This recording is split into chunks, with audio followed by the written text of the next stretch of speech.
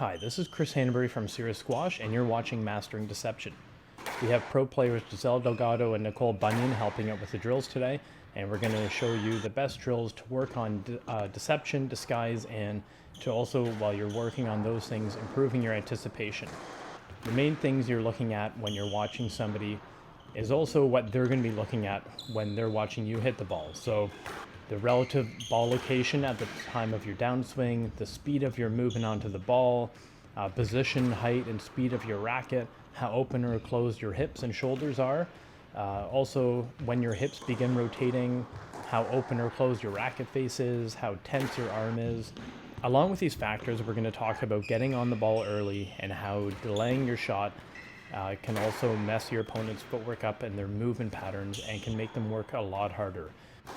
You give a good player time at the front of the court and they are able to be deceptive or can disguise their shot, you're in for a lot of trouble. It's not just about how accurate they can hit a shot, it's that you have to wait until they've actually hit the ball, and that's what good deception or good disguise is later and later into the shot you cannot read what shot is coming. A lot of amateurs, you can tell well before they've started their downswing what shot's coming. So if you can wait later and later until just prior to contact where your opponent is still unsure of what shot's coming, that's when deception or disguise will be most effective.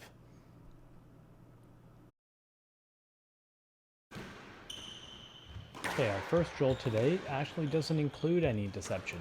This is a drill that I like to do to get people reading the setups at the front of the court. So BOAST, straight drive or cross-court lob. So you can see there, that was obviously going to be a lob. There, the racket's a little bit higher. You can tell when somebody's going to hit power and how somebody's setting up to lift the ball. So I find that this kind of a drill is very good to learn how to anticipate the vast differences from a hard drive to a lob.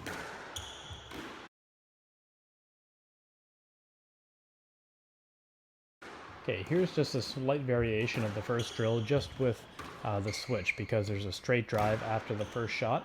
And again, I think this is a really important drill to learn how to anticipate, read your opponent at the front of the court. You don't need to do this drill thinking about being deceptive or being tricky, trying to hide your lob.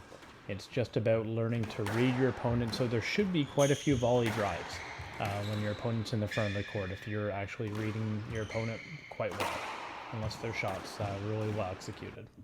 And here's a front angle. So we have a few different angles for some of our drills today.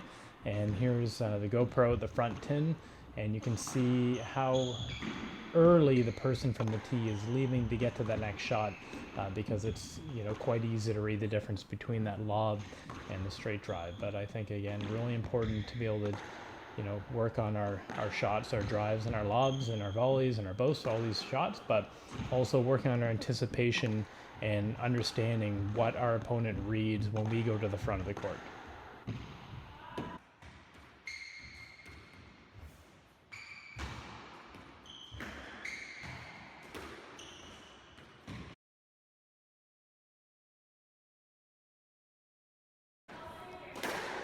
Okay, here is BOAST drive.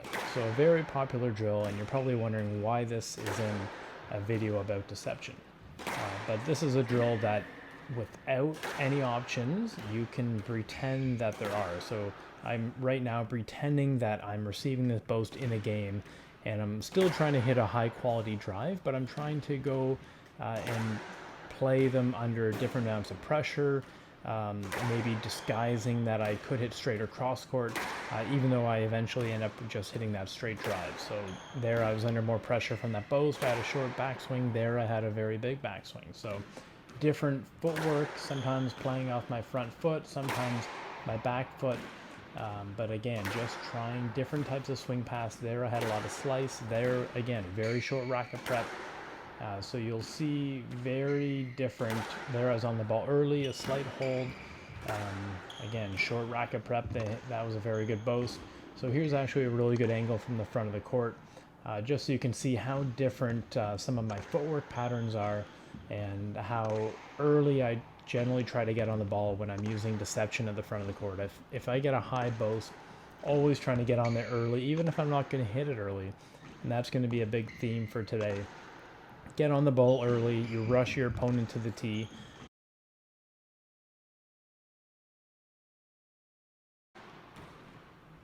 Here's a slight variation of the last drill, the only difference being that I have the option to drop to myself, or I can still just hit my drive. And you can do this with one feeder in the back, just hitting both.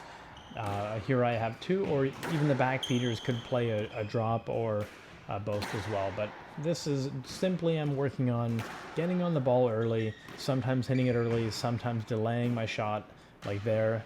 Sometimes I'm trying to disguise my shot. So not telegraph if I'm going to drop it or drive it. Sometimes I'm trying to there deceive when I hit it and where I'm going to hit it. That I'm going to show that I'm going to hit it short or then try to hit it deep.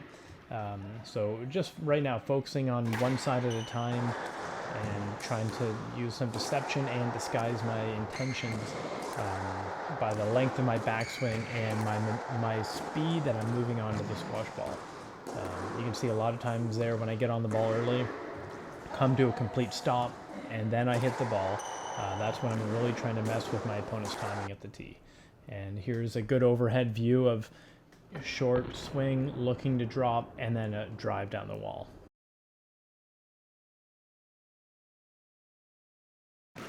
Okay, here's a slight variation of the last drill. And the only difference being is now the person on the same side has to cover the drop, and they now move up front and drive it. And you can also change this drill. So when I drop right now, if I'm in the front and I drop, then the other person covering has the option to counter drop or drive. Another really good variation I like to do, just so the front person really thinks about dying length, is that you're not allowed to volley boast. So right now here, Nicole hits her drive and I can't volley boast. If she hits a perfect weighted drive and I have to cover the drop shot as well, very difficult for the person on that side. But we were filming a lot of drills, a lot of videos over 2 days, so we were allowed to volley. But here you can see their very short backswing, and you know, a lot of people are going to read drop shots. So even here, just covering one side, you can put a lot of pressure on somebody. If you that was a good disguise too. High racket prep on the ball early. So you can do a lot and really practice disguising when you want to hit it deep, when you want to hit it short, and know what your opponent's looking for. The length of your backswing, how quickly you move onto the ball. You can read just how tense sometimes somebody's arm is, and you sometimes don't even have to worry about a drop shot coming because you see how tense their arm is. So it's nice to you know, play those kind of players, and you can kind of hang back on the tee, wait for them to hit the ball right back to you.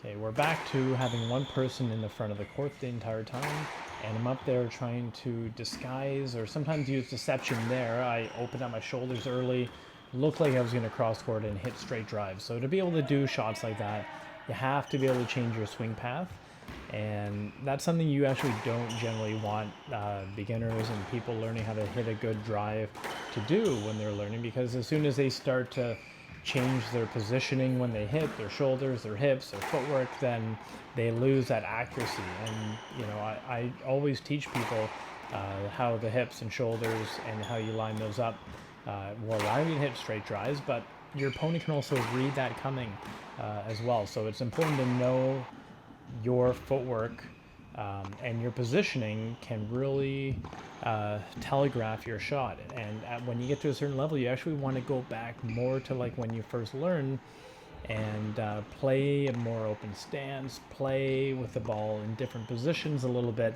so your opponent can't read your shot as well. But to do that successfully, you have to be able to change your swing path.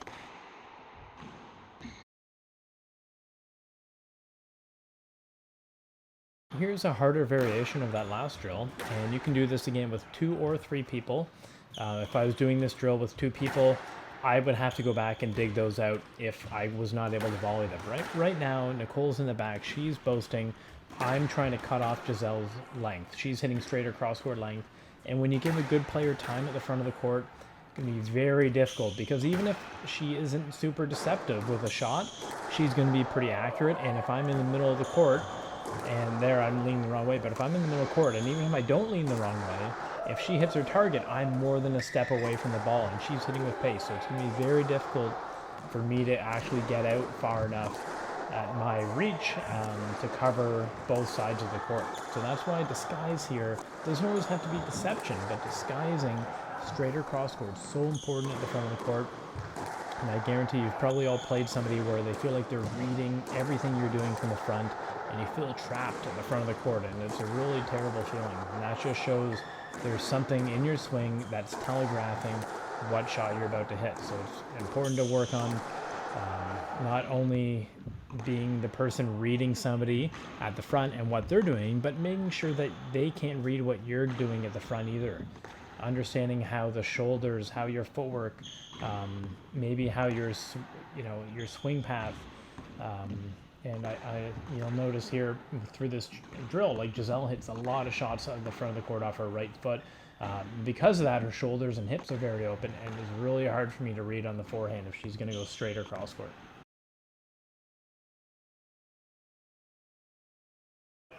Okay, here is a more dynamic version of the last couple of drills where both players are going to be working very hard. And you'll see here that Nicole's under a lot of pressure because I'm volleying a lot. I'm on her boast early, which is kind of like a cycle. So it's boast, option, length, straight drive. And if you can read the person in the front, you can volley their shots.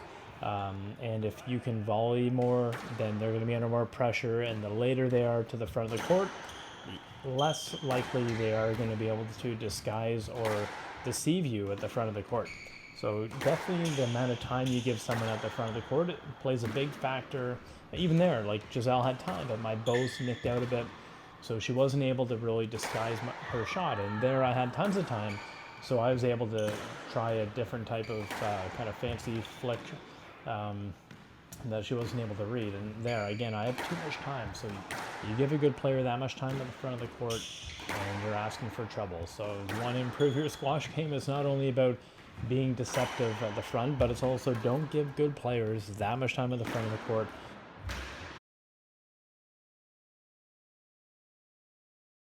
Okay, we're actually starting this with an overhead slow motion video. I feel like the trickle boast has won me a lot of junior titles, one of my best shots still, won a lot of rallies on it. And you can see there, I set up a lot like I'm gonna hit a drive, and they see power from the length of my backswing. And because they see power, and the ball is gonna land short, that makes it very difficult when you go back in your heels or you're maybe a bit too far back in the tee to cover that shot. So this is a really favorite drill of mine, just simple drill, boast from the back. Option from the front is to trickle boast or hit a straight drive. And there actually hit the ball a little late, so trying to deceive that I'm going to boast, which is a little bit more advanced. But here you do this a few times, you're going to take out your opponent's legs.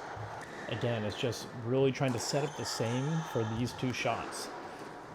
And obviously I would have other options too if this was in a match. And you can see how hard they were working just by having those two options. So if you can get good at these types of drills where there's only two options at the front of the court, then once you have 3, 4, 5 or more in a normal game, then you're going to be even more difficult to read and more successful. So here's the front angle, and you can see how there I was very open with my shoulders, and it looked like maybe I was going to hit a cross-court drive, really. But the fact that I'm able to hit that ball so far in front of me is hard to read.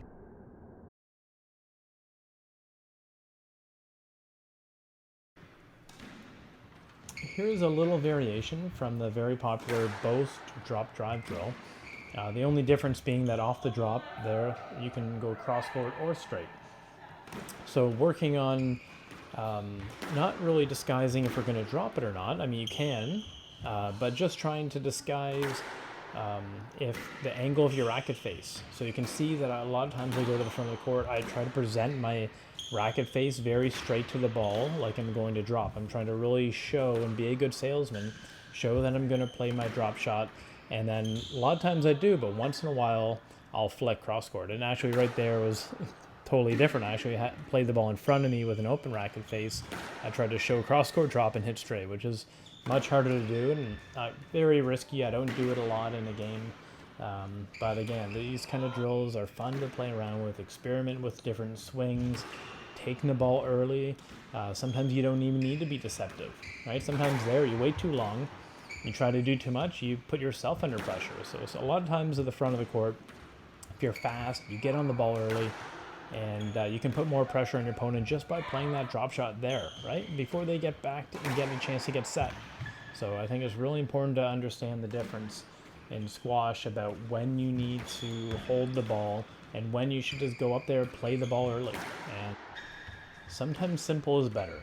Sometimes you just go and hit a good shot and you don't overcomplicate the shot and you just try to keep it tight.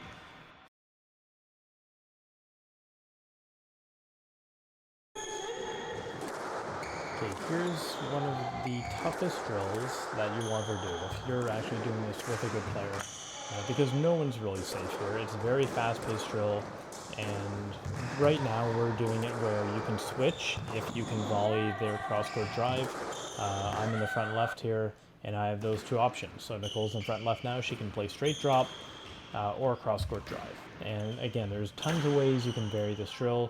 You can have the back person always boast when the front person cross courts, or you can have them try to volley it and switch on the volley. Front person, you can have, when they drop, you can have the back person come up and have the ability to counter drop, or here we're doing they have to cross court. So there's lots of ways to change these drills, depending on, maybe just to keep things unique and creative, or just, your personal preference. But very difficult to go from trying to disguise, are you going to hit it straight, soft, or cross court with power? So I think that this is a great drill to work on anticipation, deception, disguise. Very difficult, but one of my favorites. Here's slow motion of that last one, because stop my swing, boom, accelerate, and able to actually generate enough pace on the backhand. So that's why Nicole fell for that one. Very hard to do that and actually generate enough racket head speed to get pace to get by her, but also get the angle to go cross court. And that's probably my favorite fake. I do this one a lot. Get on the ball early, big backswing, look like I'm gonna hit it hard, and then slow down.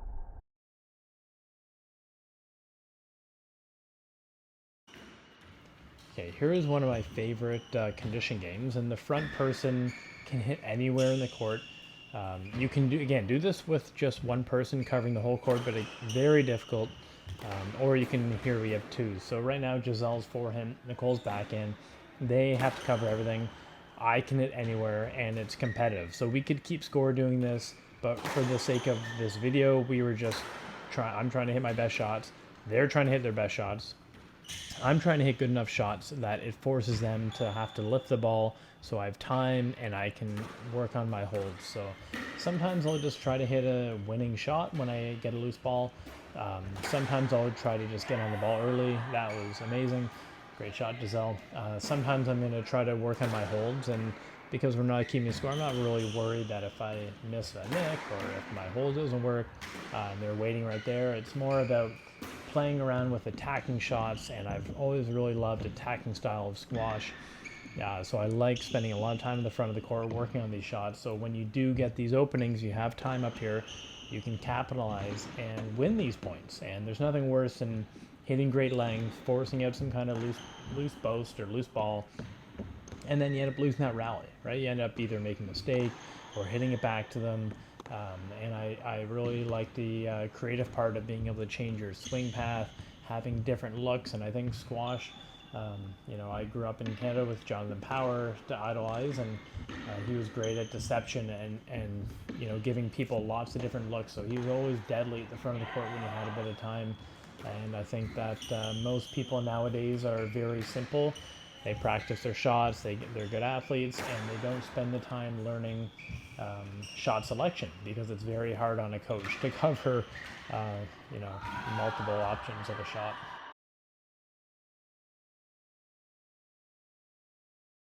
Okay, again, this kind of is a condition game, and you can vary it. Right now, they're always going to alternate boasting to my backhand side. I have to hit short and outright win the rally. Pretty hard to do, because they are going to be way up there on the tee. They know I'm hitting short.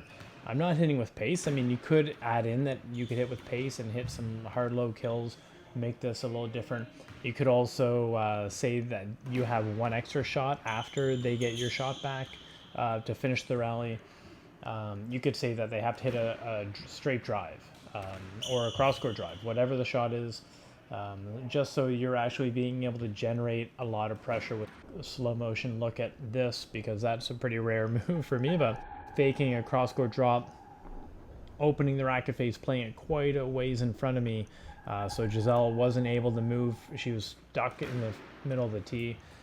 So a little bit different look here from Nicole. I'm showing straight drop last second, flicking my wrist, and actually just able to get it wide enough that she can't reach it. So she's just here leaning her body weight towards the backhand side because I sold it really well.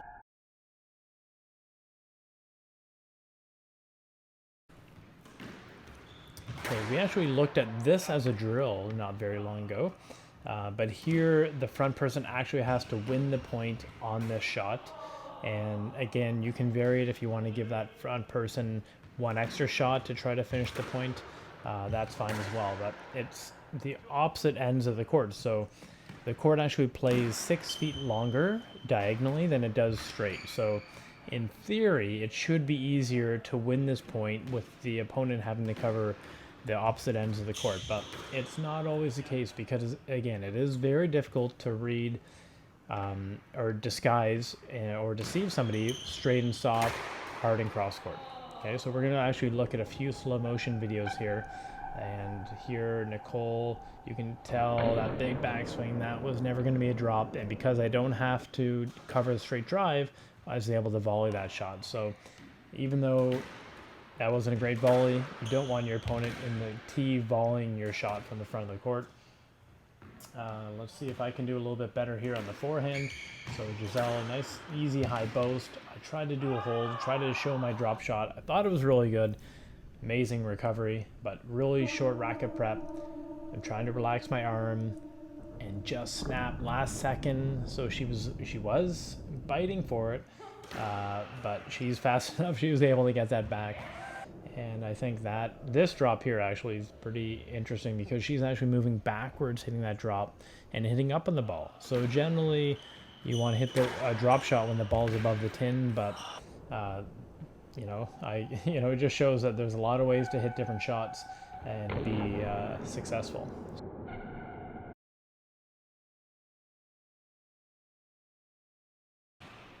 Okay, this condition game slash drill is very similar to the last couple. The front player can only hit deep, so very difficult to only hit deep off this boast and win the rally outright. So we were playing that the back person had to be able to hit a straight drive.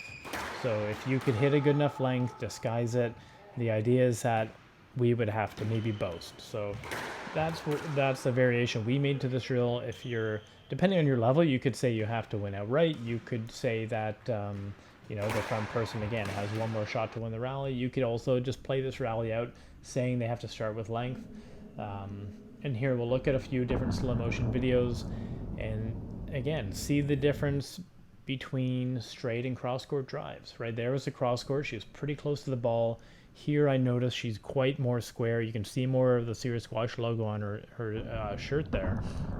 So I found that was actually pretty telling when she was in the front of the court. Giselle on the forehand, I found much more difficult to read because she's very open generally for straight and cross court. That one was a bit more closed, and hit up on the ball, which is probably why I got it back quite easily.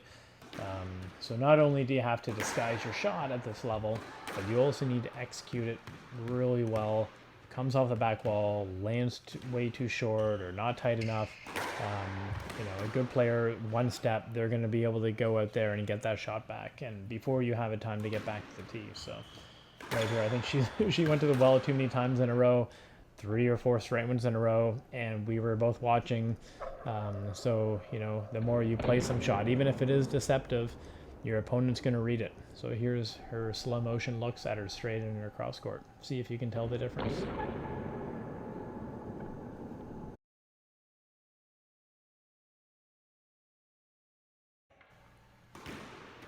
Okay, again, a mini game, front person, 2 options. I love these games. Very good for working on your deception and the other person's anticipation. You can switch if the back person, the boaster, gets the ball back, or you can just play to 5 or 10 or whatever you want. You can play this at kind of a king of the court, queen of the court style, and have 2 or 3 or 4 people even rotating through boasting. Right now, Giselle has the option of straight drive or trickle boast. I was going to say hard to win the rally on these 2 shots, but it's easier to disguise the trickle boast in the drive than it is the straight drop and the cross-court drive, because both of them you can hit with some pace. What I always tell someone when they're playing somebody who's very tough to read at the front of the court and you're a good athlete is just to wait. If you feel like you're always going the wrong way and they seem like they always get you leaning one way, they hit it the other way, it's because you're leaving before they hit the ball. And a lot of that is intentionally, they're doing that. Someone who's a beginner in squash, you actually can't deceive. I could do all these tricks at the front of the court, they're going to be standing there, probably not even at the tee. A lot of times they're going to get these shots back, and good players don't. So hold your ground on the tee and try to either force them to hit a great shot to beat you, or hopefully that you can get to that ball before the second bounce. But you can see here, if I hit a perfect way to drive and I can set up the exact same as my trickle boast, very tough to actually cover both those shots back, especially in the forehand, where I can have a shorter swing and generate quite a bit more pace. And I try to do the same thing here, but just hit it a little bit later for the trickle boast.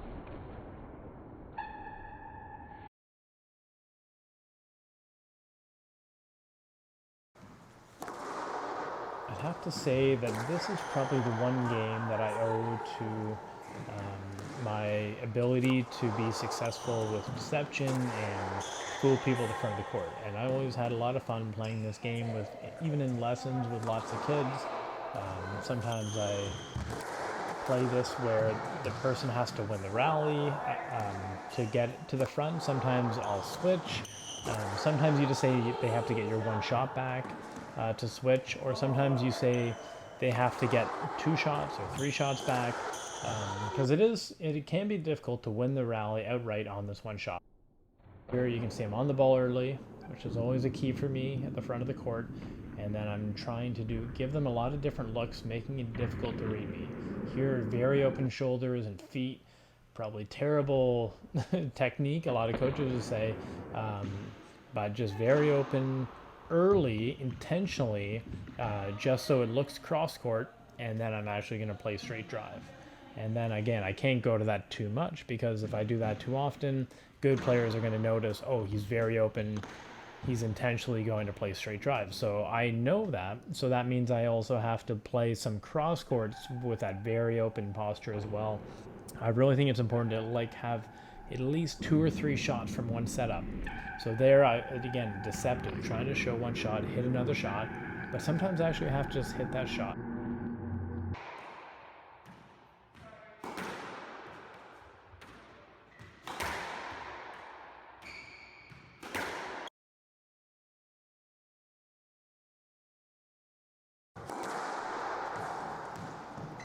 Okay, so right now, the feeder, which you cannot actually see in the picture, is calling out 1 or 2, and you can use 1 or 2, or black or blue, or you can just say drop or drive, but right now they are telling me what shot to hit.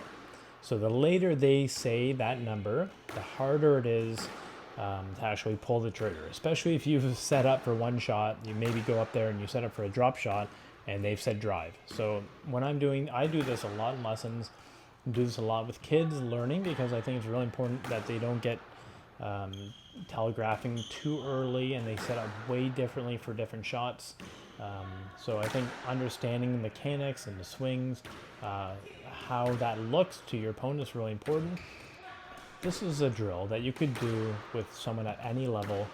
And I also, when I'm doing this drill, like to change the timing of when I say which shot to hit. So if somebody says 1 or whatever early, then you actually have to hit it early, because I think it's not only about being able to hit at 1 or 2 or 3 or more shots, from this setup. It's also being able to hit the ball early before it's at the peak of the bounce, and also delayed, right? So being able to, when we saw some of the drills earlier, at the front of the court, I like to be on the ball early, and sometimes I'll hit early, but a lot of times I'll actually be on it early, rush my opponent, and then delay my shot.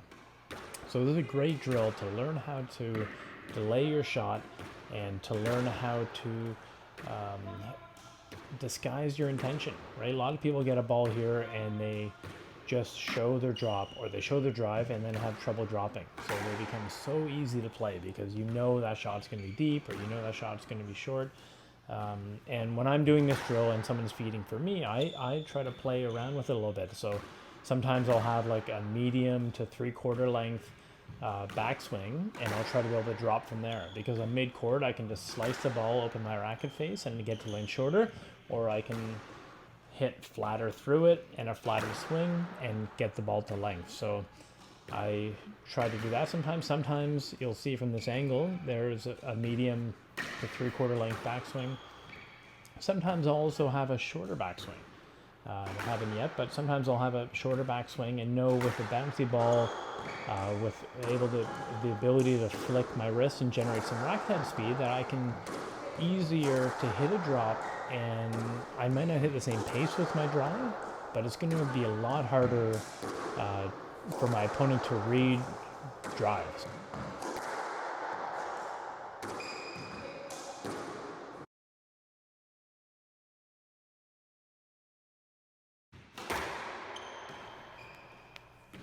Okay, back players at the moment are only hitting like service line or just over, nice easy balls, and I'm trying to hit straight or cross court kills. So I'm trying to actually hit down on the ball. So again, a good one to be able to try to hit down on the ball, get the ball bouncing twice quickly, but also disguising straight or cross court. So here the slow motion, you can see again how open my shoulders were. I know Shabana was great at this one, opening the shoulders early and being able to still hit that ball straight and accurate. Very tough if you're an opponent under a bit of pressure, and not only do you have to deal with this good shot, but you have to wait longer at the tee because you don't know where that ball's going. And as we've seen a few times in these drills, if you're really deceptive and you haven't outplayed your hand, then sometimes someone moves a little early, they get their weight onto one foot, and it's hard to change direction. It takes a lot more out of you, and it takes you out of your movement pattern and your rhythm as a retriever.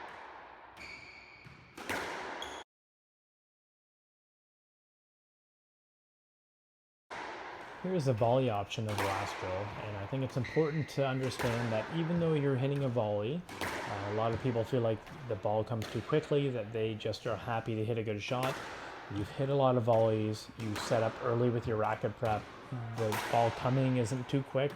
You can hit multiple shots and disguise your volley and your intention, and I think you'll see that a lot on the pros. You maybe don't notice it. This one's on the bounce, but I just had to, guess this is my moment to show off a little bit because I practice this shot so much. So I won a lot of points on that, so it's just kind of like the forehand Mizuki kind of shot, but back to volley. So important to be able to disguise your shot on the volley as well as the bounce. And just because you get a volley and you're taking the ball early, if the ball is coming slow, that means your opponent has generally had time to recover and gotten to the tee, especially at a good level. So you can't always just show what shot's coming when your opponent sees it before you've hit it, or they're going to be running to that area of the court. So we'll get into that a little bit later, and I'll show some different ways where I set up and hit a variety of shots from a similar setup on the volley. And sometimes it's just that volley drive that makes your volley drop or volley boast that much better.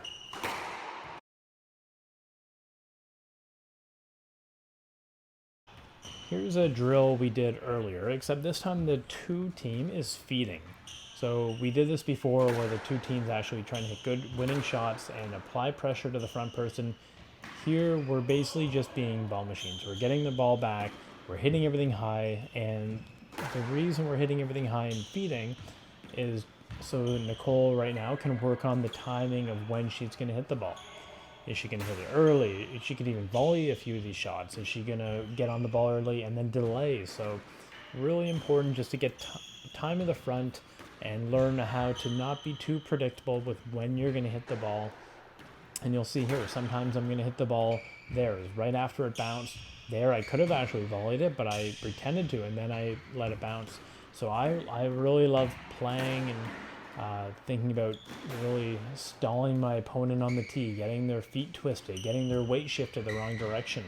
And that takes so much energy to recover from. And sometimes, again, you have to hit the ball early just to make those ones where you hold the ball more effective. So even if they do get a shot back, it doesn't always mean right there, they get that shot back. Doesn't always mean it's not useful down the road for another shot. And yeah, I'm making mistakes, and people are like, oh, you know, that's why would you put that on a video? But it's important. You're doing a drill. You're supposed to make mistakes. Things are supposed to be difficult. And if you don't make any mistakes, then you're probably not kind of pushing your comfort zone and what you're capable of. So I think it's really important to try to hit really good shots. Obviously, you don't want to make a ton of errors all the time, but you have to make mistakes to get better. And I think it's, you know, here there's so much that I'm trying to do, taking the ball early, delaying my shot, different spins and racket speed. So if you want to be able to do these kind of things, I mean, you have to solo hit a ton, you have to do a lot of drills, you have to play a ton of squash to understand how these things all make sense, right? If you don't play enough squash, you don't put in the time, then you're better off with just basics.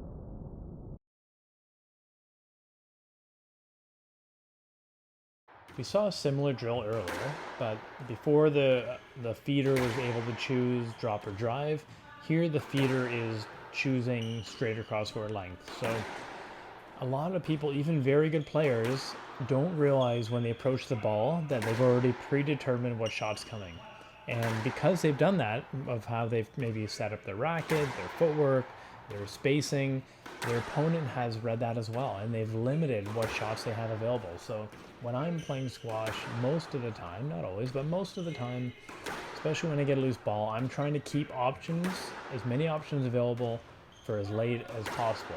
And I think that makes it that much harder for your opponent to read what shot is actually coming off your racket. So hitting a good width when you're really closed with your hips and your shoulders makes it very hard, right? Especially on the backhand, to snap your wrist late. The ball gets behind you a little bit, you're kind of stuck. Sometimes the ball's in a spot where you have to hit straight.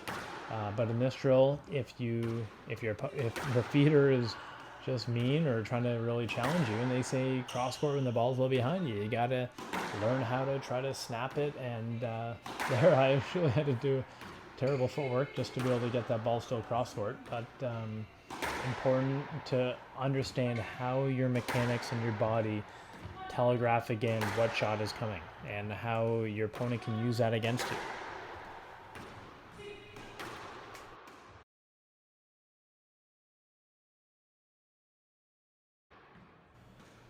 Yeah, I mentioned earlier how important it was to disguise your volleys, and especially when a shot's coming in and it's not hit with a lot of speed.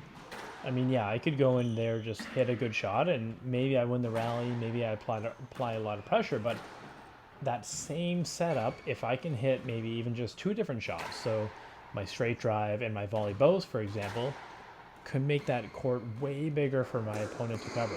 And we're actually going to look at a different angle for those shots here, some straight drops, straight drives, and both. But right now, Nicole's just hitting everything easy, straight drive. I get to hit whatever I want. If I hit short, I'm getting my own ball back.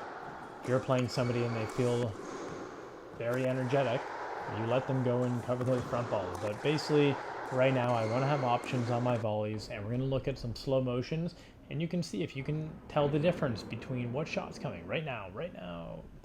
It's hard to tell. It looked maybe like a drive the whole time. My racket's up very early, way before the ball gets there, and I have options. And even though I'm not necessarily using deception, but I can use the same setup later, right here, exact same setup, but just make contact slightly later and clip the sidewall for a boast. And that's how it's very subtle. You won't notice this when you're watching the pros play, But if they telegraph what shot's coming, they turn too much for the boast, their opponent's going to be all over that. So really important at a high level. If you can learn how to disguise what shot is coming next on the volley, very advanced. And there is a few ways you can use some deception. You can set up for one shot, hit another. You can use different types of Mizukis, hit the back part of the racket. But just plain and simple disguise is important sometimes. And obviously, sometimes even just hitting that straight drive from a short backswing, they start to move up high in the tee to cover your volley. They think you're going to volley short because it's a loose drive, and then you send them right back to that corner. The well-weighted or well-struck volley drive can be very taxing on their legs. And I think here's a good session by Nicole where she's set up racket nice and high. I know that was on the bounce, but looks the same for all these shots. So you couldn't tell that was going to be a drop shot. So her opponent, if they don't know what a drop's coming, they can't run up in front of her.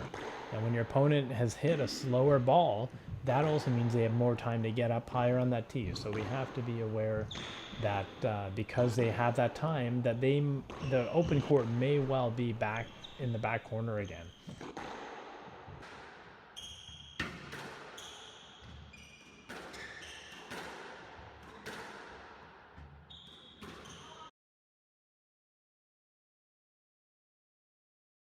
We're starting off this section with a few slow motion videos to see, can you tell the difference when your opponent is going to hit a straight drive versus a boast?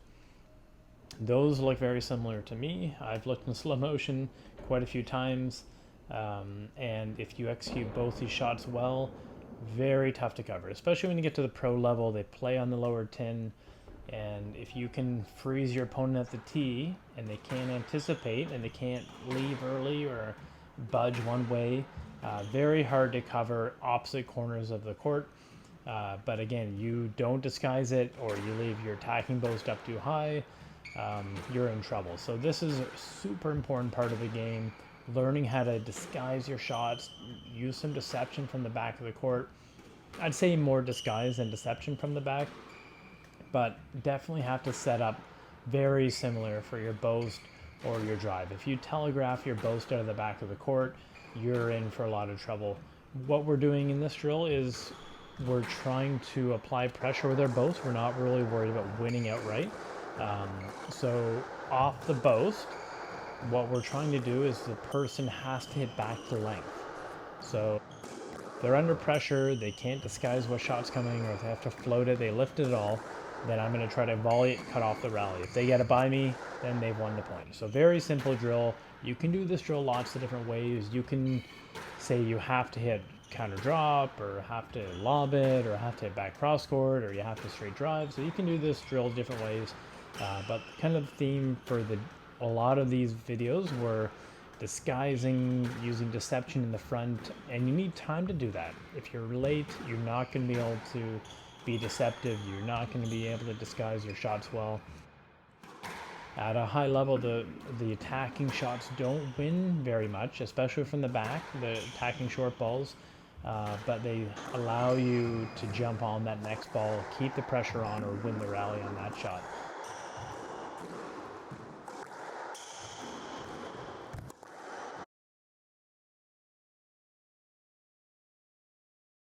So this drill, what we're trying to do is we're only hitting straight drives, and the CROSSCOURT is basically setting up how the rally is going to finish. We're trying to volley it and volley drive, straight drive. If we can't volley drive it, then we just have to play a nice easy boast. The front person's going to try to finish off the rally. But again, you can vary this drill, you can change it to make it your own. But the focus here is on getting the CROSSCOURT by the person, not just by hitting the ball super hard or good width. That's important, but it's about disguising straighter CROSSCOURT. How do you disguise the direction of your shot from the back of the court? Very difficult to do, especially on the backhand side where we can't hit it as hard, to disguise the direction of our length.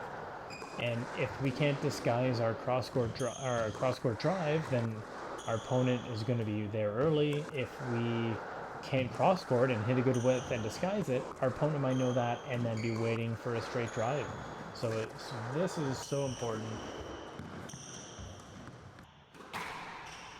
I can't overestimate how important it is to learn how to get the ball by your opponent, and being accurate is important. Obviously, like, you hit a good drive, it's usually going to work, but if you can disguise the shot and hit your target, it's going to make the court play a little bigger. So if we're just taking a look now, we're watching our footwork. There, I was frozen in the tee. I didn't see that shot at all. That was a great shot by Giselle. I did not see that coming. That much pace, that much width, and I'd like to see her do that a lot more. So very tough on the backhand, but this is such an important skill.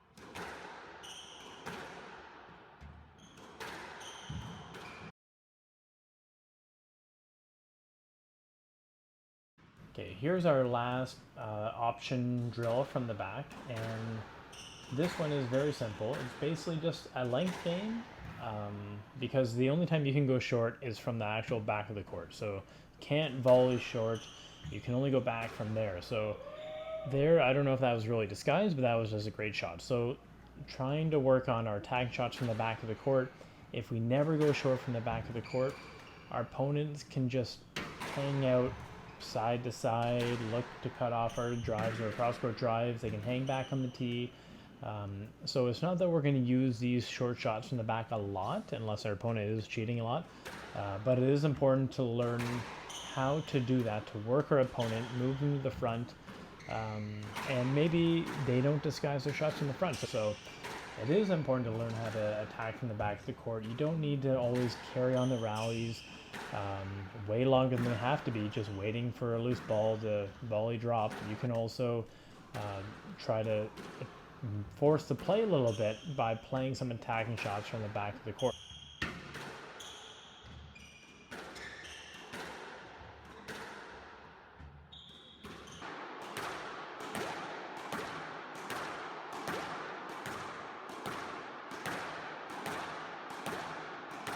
Okay, I'm not going to show too many of these mid-court drills, because if you've seen my first video, I have 10 drills mid-court.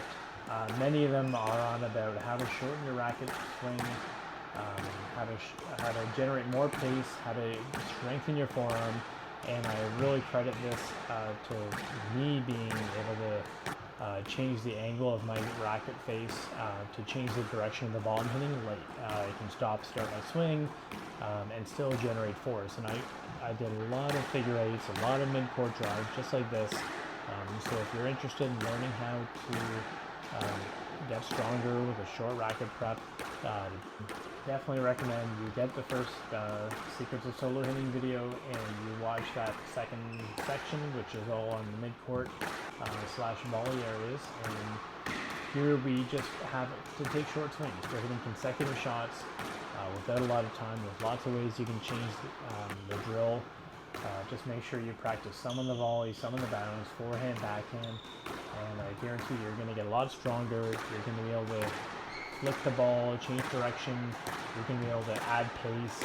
Once you've already started for a drop shot, you're going to be able to have a shorter and shorter swing. That's Randy, he's still good at that. Very short backswing and still generate tremendous power. And a lot of that comes from these types of drills. So deception does come from technique and skill, but it also comes from power and force.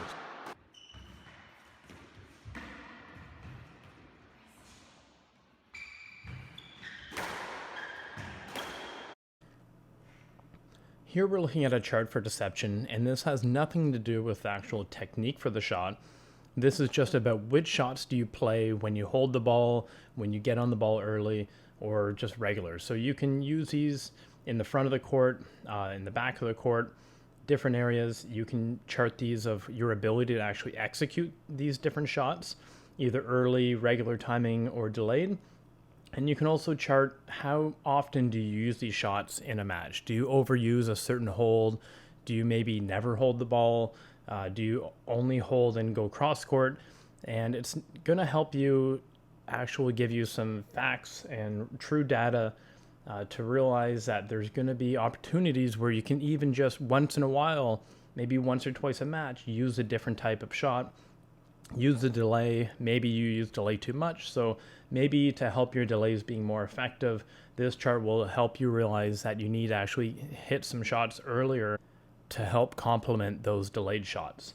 So try this out. If you have a video of one of your matches, go through, chart. The left is just left side of the court, right is on the right side of the court, so forehand and backhand. Go through, chart these, and see if there's certain areas that you lack or there's certain areas you overplay. And that's really an important part of deception.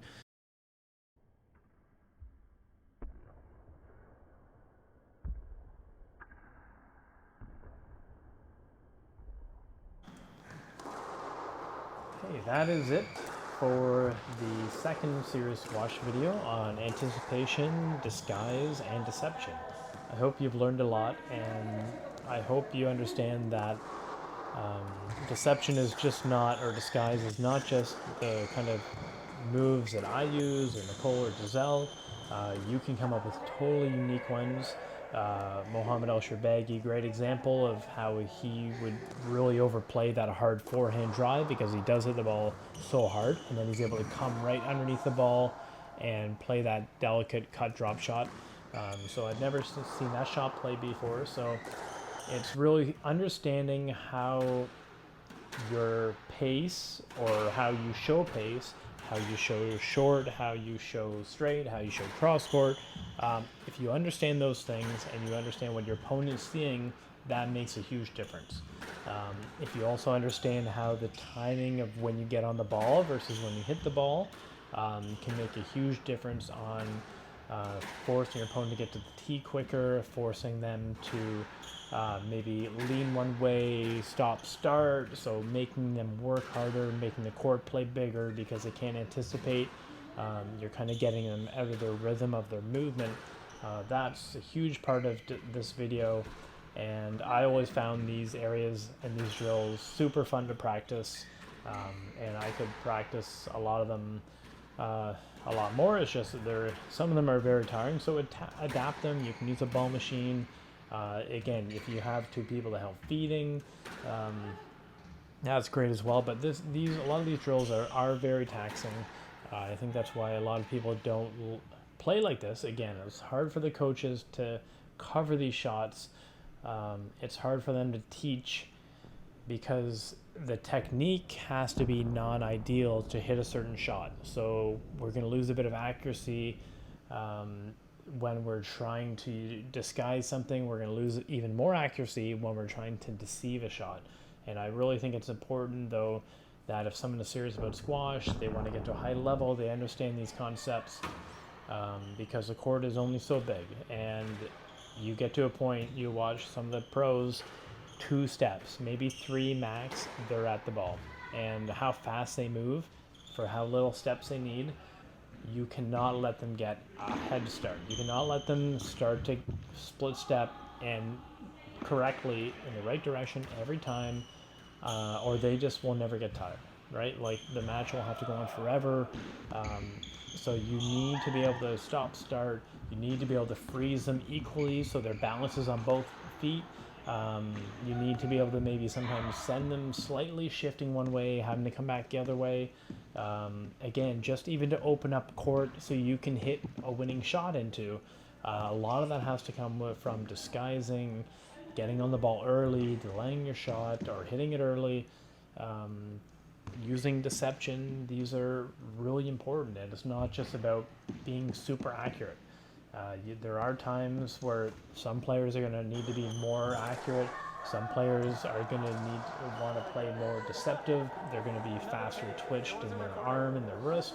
And if that's you, then these drills are going to definitely make you a better squash player, and understand what is deception, what makes you more deceptive, and just caution, don't overuse your deception or it'll become less deceptive, right? And you just make things harder than they need to be. So there's a fine line there, but I definitely think as you're growing through squash, it's better to err on the side of overdoing the trick stuff and the deceptive shots, disguising your shots. It's better to overdo that now than learning it later once you've already kind of set in your routine of this, how you hit this shot, that's how you hit this shot. All of a sudden you're gonna have to totally change how things are done, and you can't change your swing path, you can't change the length of your back swings.